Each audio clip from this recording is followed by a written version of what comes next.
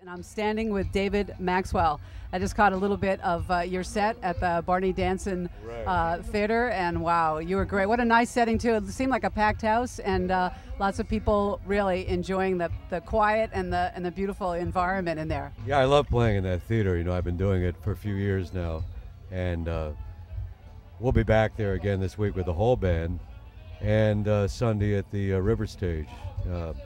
Outdoor place here. So you're kind of holding court, like a little residency here at the Cisco Ottawa Bluesfest. Yeah, it's kind of worked out that way. You know, I first started playing here with James Cotton way back in the mid-90s, I think. And I've been up here on different occasions, but lately, last few years, seems like I'm a regular, sort of like the Texas Horns, you know. Like it's a great festival. Oh, I love this festival. You know, the variety is amazing. You know, I think Mark does such a great job. You know, he has the big acts, and then he's able to get people like me, and, you know, it's very gratifying. I can't say enough about it.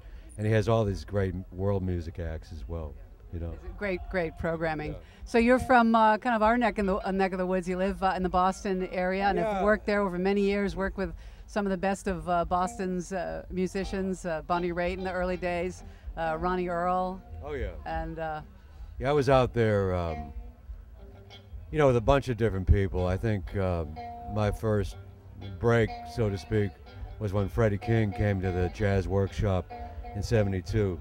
And I sat in with him. I went down with my buddy Bob Margolin, who later joined Muddy Waters. He's a guitar player. And I sat in with Freddie, and then he asked me if I wanted to join his group.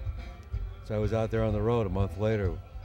And I've gotten a lot of mileage out of that because there's many videos that were taken of different performances, and they're available on YouTube and then with Rounder as well. Yeah.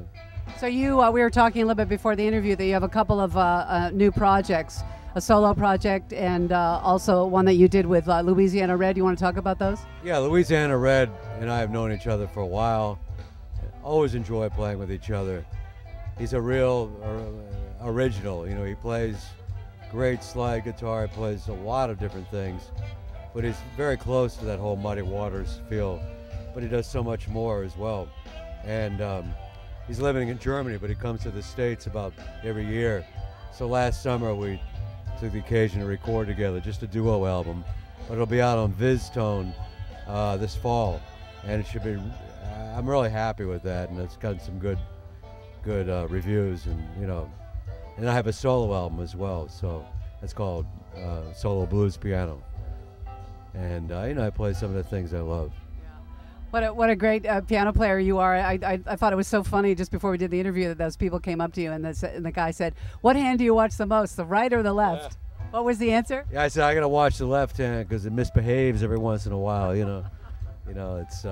You know, I got to keep it all going, but you know, when I work with James Cotton, the second time around as a trio, you know, I had to do it that kind of thing, with James playing harp and singing and guitar player, you know, Rico McFarlane. So I mean, it was all about that. So I'm used to it.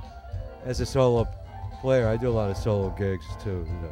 Well, it's great to hear you play, and so nice to see the warm welcome that you have from people here. Obviously, that they know that you're a regular.